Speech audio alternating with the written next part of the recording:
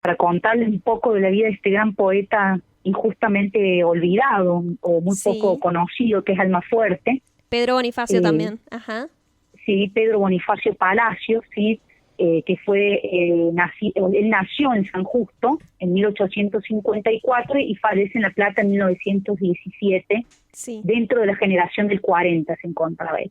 Y dentro de lo que él hacía, sus oficios, fue poeta, fue periodista, fue bibliotecario, fue Mira. traductor. Eh, Fue un romántico tardío dentro del momento del auge del modernismo, que se acuerdan cuando hablamos de Alfonsina, en alguna columna anterior hablamos del Sí. modernismo un poquito, ¿no? De que son dentro de los movimientos literarios donde van desarrollando su obra los distintos escritores. Pedro Bonifacio era un hombre que vocacionalmente se dedicó a la docencia, sobre todo muy autodidacta. Claro. Tuvo varias publicaciones como periodista en varios diarios, y tenía un tono de prédica en su modo de recitar, que vamos a contar un poco por qué. Ah, sí, Eh, eso te quería preguntar. El modo de prédica, un poquito, como en qué consistía eso. bueno, Pedro Bonifacio era un gran estudioso de la Biblia. eh, eh, También desarrolló varios seudónimos en varias publicaciones de la época. Quiero contar un poco eso, ¿no? Ujú. Porque acá vamos introduciendo dentro de los sonetos medicinales, que son los más conocidos. Sí. Él firmaba sus artículos en los diarios como El Oeste, Buenos Aires, El Pueblo, El Progreso, como Juvenal, Isaías, Job, Bonifacio. Ya se nota en él una mística, una cierta mística, donde se denota una persona magnánima, solitaria. Y en estos sonetos medicinales está esto de, de la mística, de lo tajante, que por ejemplo, este poeta no leyó nunca a Schopenhauer o a Nietzsche, por ejemplo. Ah, mira. Sin embargo, tenía ese tinte muy parecido al de estos otros escritores que nombré. Como una mirada más existencialista, digamos. Claro, sí, existencialista, y también era un poeta social, ¿no? Del realismo. Claro.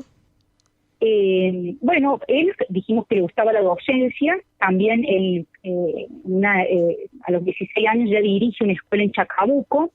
Sí. Conoce él, en ese momento, en el año 1884, al expresidente Domingo Faustino Sarmiento, y tiempo después él es destituido, Almafuerte, por no poseer un título habilitante. Bien mencionamos al principio que era un autodidacta, o sea, él Claro. enseñaba, pero muchos afirmaban que en realidad fue por sus poemas altamente críticos con el gobierno. Él también escribió en estos diarios que mencionamos en el año 1890 sobre la revolución del Par, que ocurrió entre el 26 y 29 de julio, donde hubo un alzamiento cívico-militar, donde él apoyaba a los humildes, a los obreros, a los sindicatos, Ah, bien. que podemos contar un poco. Estaban los anarquistas y los socialistas, que traen estas ideologías europeas. Quien quiera ahondar un poquito en el tema, Puede puede buscarlo. buscar en libros, sí. Bien, contamos que fue traductor y bibliotecario y periodista, ¿sí? Sí. Bueno, era en un periodo de su vida adopta algunos bibliógrafos o biógrafos. En todo caso dirían que él dicen que adoptó 5 niños y otros dicen que 3. Ah, mira. ¿Qué hacía Almafuerte cuando impartía sus clases? Sus enseñanzas eran más que instruirlos en temas librescos. Él les abría a los niños panoramas espirituales, ¿sí? Claro. Eso lo mostraba como un gran pedagogo al que le repugnaban los métodos demagógicos de enseñanza. Amaba mucho a los pobres. Si leemos su obra, acá tengo su obra completa, Almafuerte, Evangélicas, Sí. Poesía y Discurso, editorial Claridad, si yo no me equivoco, en el 1951 edición. Ujú. Se le muestra que no era un rudimentario filósofo o humanista, sino que era que lo hacía tan complejo y variado a Almafuerte, que era pintor, que era bibliotecario, que era traductor, ¿no? Y que era un poeta social. Claro. Eso Por fue lo ejemplo, que, eso, desde esa forma, digo, se lo podría ver como un poeta popular, digo, su popularidad como poeta para vos se debe a eso.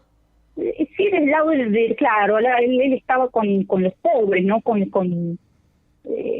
claro, un poeta social, de lo social, de la realidad, ¿no? Y de la misma experiencia, ¿no? Se puede ver también un poco de su ironía cuando nombramos a los dos filósofos, a Nietzsche y Schopenhauer, de esa cuestión irónica que tenía Almafuerte en sus Evangélicas Negras, por ejemplo. Claro. En donde él enfrenta constantemente a Dios y al hombre, pero no mal, no con un enfrentamiento loco, sino enfrenta a Dios y al hombre en esta conclusión metafísica, en este pensamiento de él de búsqueda en su poesía.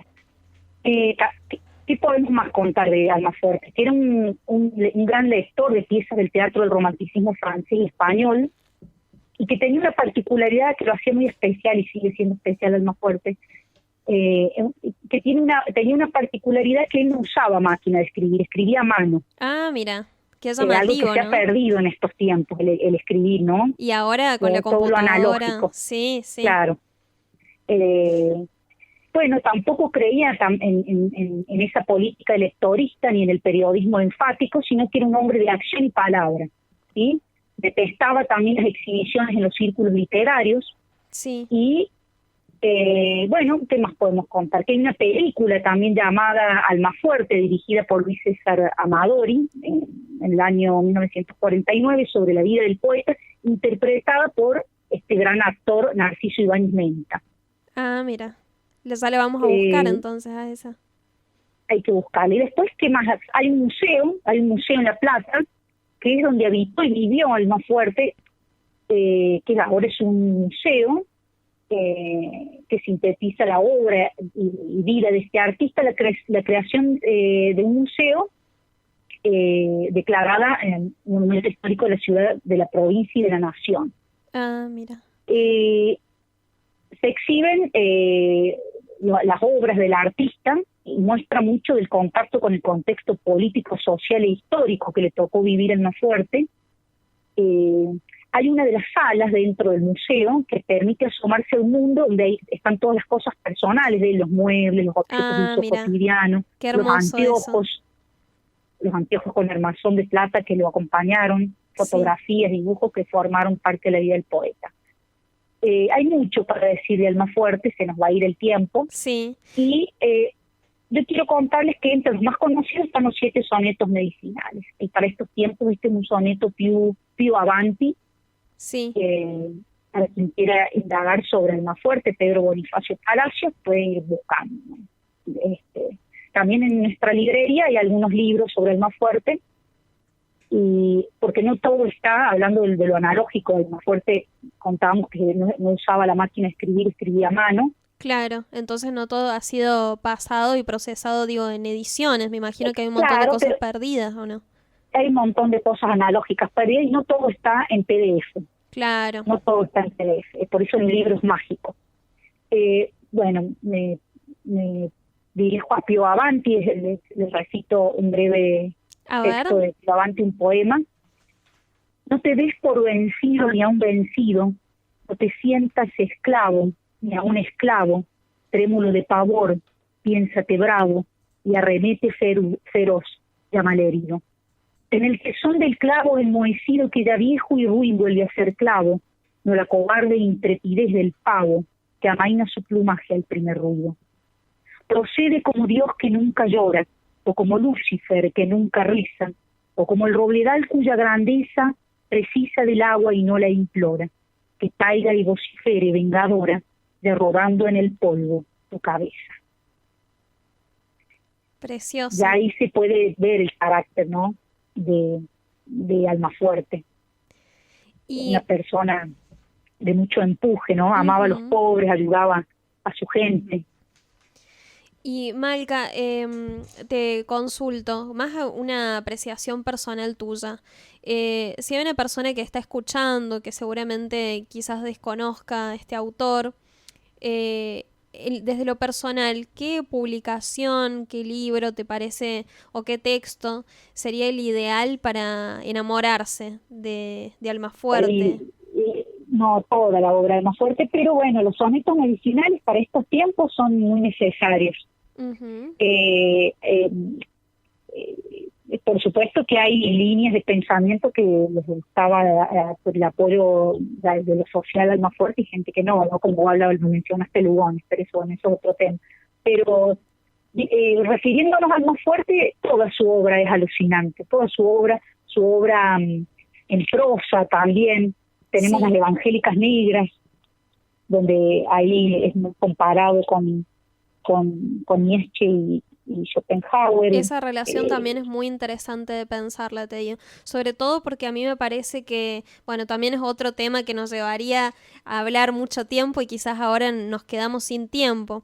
Pero Nietzsche a mí me parece que es un autor muy importante para pensar esta cuestión de la meritocracia también y un poco el orden, digo, del discurso, más allá de la relación de Dios, el hombre. Digo, pensar un poco en estos términos que vos me decías, Almafuerte también en su momento un poco desacreditado por su calidad de autodidacta, ¿no? Entonces quizás ahí yo me imagino un poco una relación cercana con Nietzsche y Schopenhauer en este sentido también. Exactamente, sí, porque él no era un académico, ¿no? Digo, en el sentido de que él era un autodidacta, un estudioso. Claro. ¿No? Pero mirá cómo fue desarrollando todo este variadísimo y complejo repertorio de arte, de ser pintor, ser bibliotecario, ser traductor, ser poeta y sobre todo ser muy humano con las personas que él quería, porque yo recomiendo ver la película de donde está Narciso Ibáñez Menta, alucinante, en el año 1949 con sus alumnos. Bien. Entonces anotamos ese título para tenerlo en cuenta, para buscarlo y ver la película. Bien, y quiero terminar, si se me permite, con un avanti de uno de los otros 7 sonetos medicinales y concluimos con Almafuerte. Bueno, genial. Avanti. Si te postran 10 veces te levantas, otras 10, otras 100, otras 500, no han de ser tus caídas tan violentas, ni tampoco por ley han de ser tantas. Con el hambre genial con que las plantas asimilan el humus avarientas, deglutiendo el rencor de las afrentas, se formaron los santos y las santas. Obsesión casi asnal para ser fuerte, nada más necesita la criatura, y en cualquier infeliz se me figura que se rompen las garras de la suerte. Todos los incurables tienen cura 5 segundos antes de la muerte.